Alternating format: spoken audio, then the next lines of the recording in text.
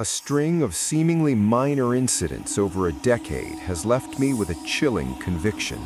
My family is not just being watched, but actively hunted. This story requires all the details, so I'll get straight into it. I'm in my early 20s, just out of university. For most of my life, we've lived in a comfortable 3-story house in a quiet neighborhood. Just picture a typical, peaceful suburban street. The layout is key here. My bedroom, on the second floor, has a window that overlooks the road. My father's office, on the floor above mine, has the only other window facing the same direction. That's it. After what unfolded last week, I'm completely sure something malicious is targeting my family for a reason I can't begin to guess. And if my timeline is right, it's been happening for more than 10 years. The first clue was so long ago I don't recall my exact age, just that I was still in middle school. It was a weekend morning. Walking downstairs, I overheard my parents talking in hushed, concerned tones in the kitchen. I only caught my father saying, "It happened again." When I asked, they shut down my questions. It was over a year before I learned the truth from my older brother. My father, a lawyer, often worked late. That particular night, he was at his desk past midnight when he noticed a large, dark-colored SUV creeping down our street at a walking pace. He thought nothing of it until the same vehicle drove back in the opposite direction. Then it parked directly across from our house. He watched for several minutes, but no one exited. Eventually, he returned to his work, glancing out occasionally. The car never moved. He fell asleep at his desk around 2 a.m. When he woke just before dawn, the SUV was still in the exact same spot. It vanished before sunrise.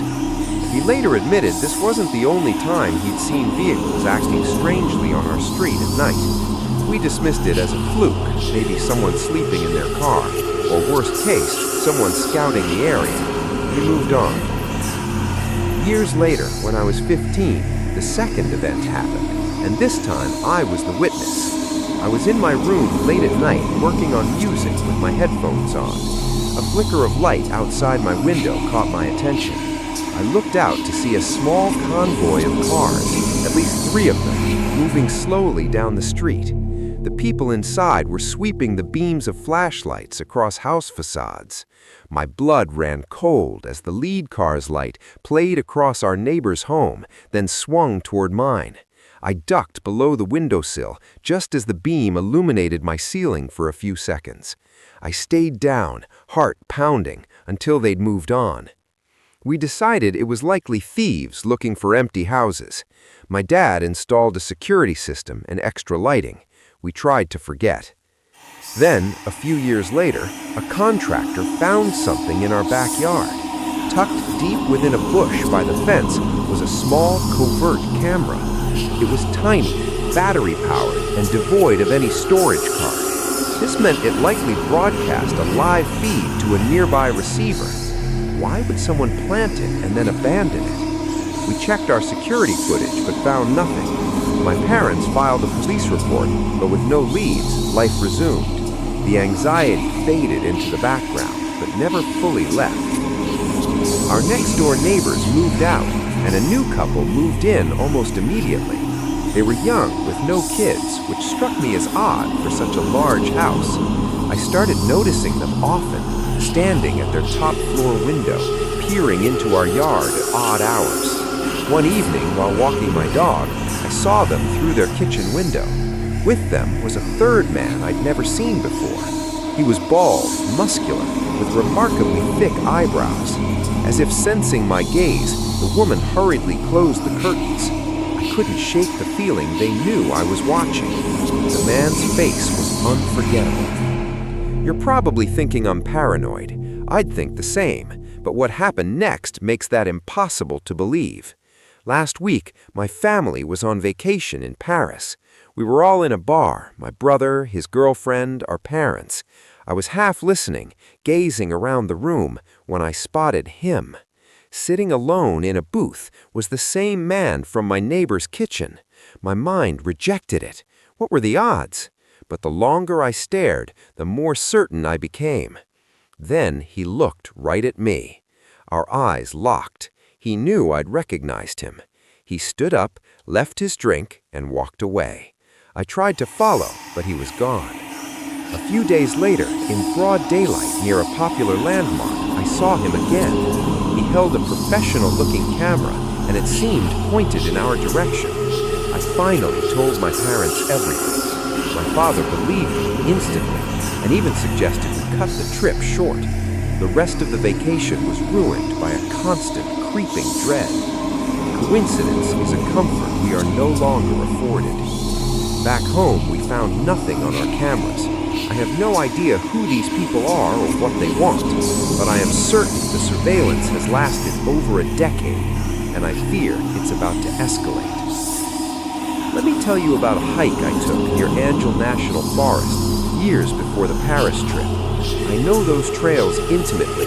One night, after receiving some terrible news, I went out to clear my head. A thick, soupy fog had rolled in, limiting visibility to almost nothing. About an hour in, I caught a strange scent, floral, like perfume, utterly out of place in the woods.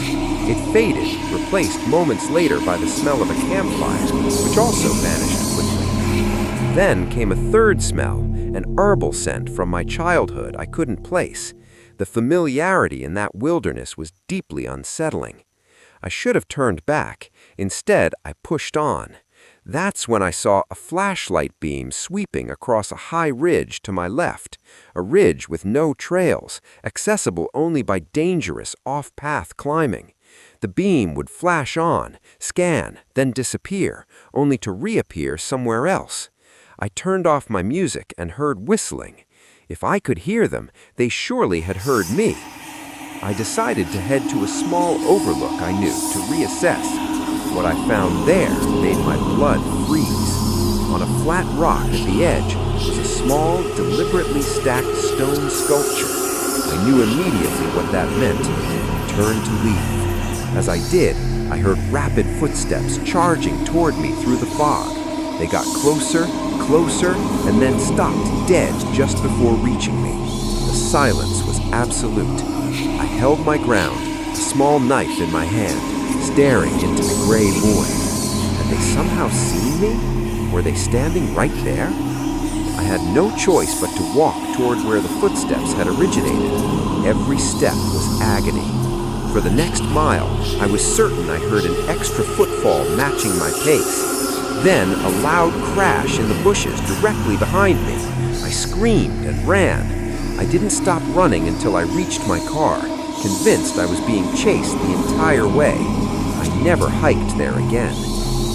This final story isn't mine, but from a friend who needed to share it. When she was 15, during her parents' divorce, she was sent to stay with a great-aunt in a large, old Victorian house converted into apartments. Her aunt lived on the first floor, but avoided the grand master bedroom, sleeping in a small den instead. Night after night, she heard deliberate pacing steps from the vacant apartment above. Her aunt insisted the floor was empty. When she finally persuaded her aunt to let her see it, she found fresh scuff marks on the dusty floorboards, tracing the exact path of the nightly pacing. One evening, as the steps started again, her aunt simply turned the television volume up, refusing to acknowledge the sound. Later, her mother told her to never mention it again, calling it a sensitive topic. On her last night, she saw a faint moving light under the door to the upstairs apartment. Years later, she learned from a cousin that someone had died in that apartment under mysterious circumstances long ago, a secret the family had buried. Some silences aren't peaceful, they're prisons. She doesn't believe in ghosts. She believes someone was being hidden there, or her aunt was being coerced. The truth remains locked away by her family.